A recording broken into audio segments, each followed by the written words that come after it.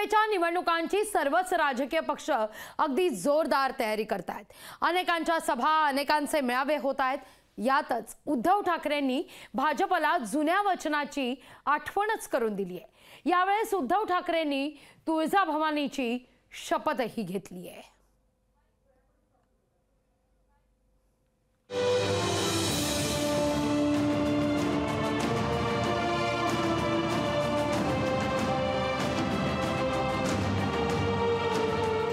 महाराष्ट्राच्या राजकारणात शपथेचं राजकारण।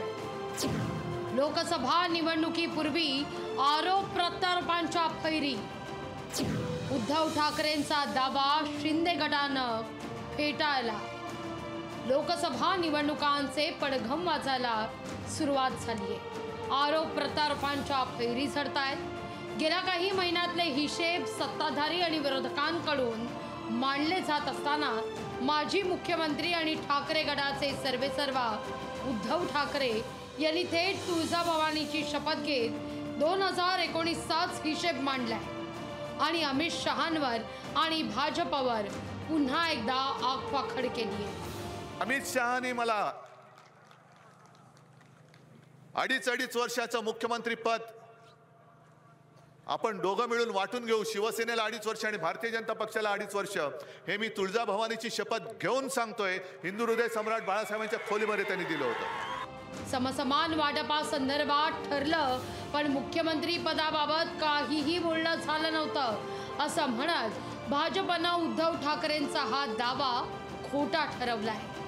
एखादं पद द्यायचं असेल या संदर्भामध्ये एकत्रितपणे भाष्य केलं जातं। जेव्हा आमचं एकत्रित भाष्य झालं तेव्हा मुख्यमंत्री पदाबाबतीत कोणतीही घोषणा झाली नव्हती। बाकी पदांच्या बाबतीमध्ये समसमान हा विषय झाला होता। आजही ती पत्रकार परिषद YouTubeवर आहे, तिथं कुठं मुख्यमंत्री पदाबद्दल सांगितलं। तर उद्धव ठाकरेंनाच भाजपसोबत युती करायची नव्हती असं म्हणत शिवसेनेच्या संजय शिरसाट यांनी उद्धव ठाकरेंवर पलटवार केलाय। 2.5 वर्ष पहिले भाजप घेणार होतं आणि 2.5 वर्ष शिवसेनेला दिला होता,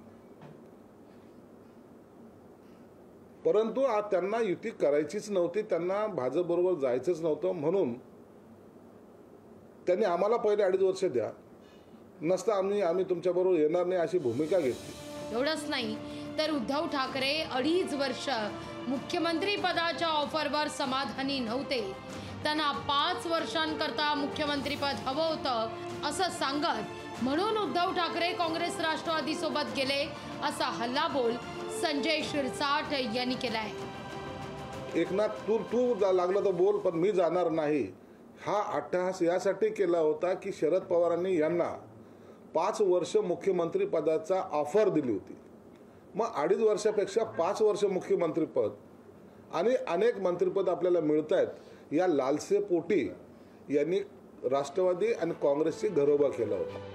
एकूणच काय, हे आरोप प्रत्यारोप पाहता लोकसभा निवडणुका या समीप आलेल्या आहेत। लोकसभा निवडणुका या जसजशा जवळ येतील तसतशी सत्ताधारी असो वा विरोधक यांच्या आरोपांची धार अधिकच होत जाईल यात तीळ मात्र शंका नाही।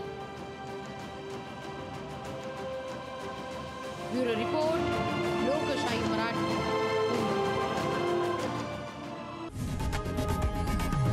लोकशाही मराठी ऐका, पहा, जागरूक रहा।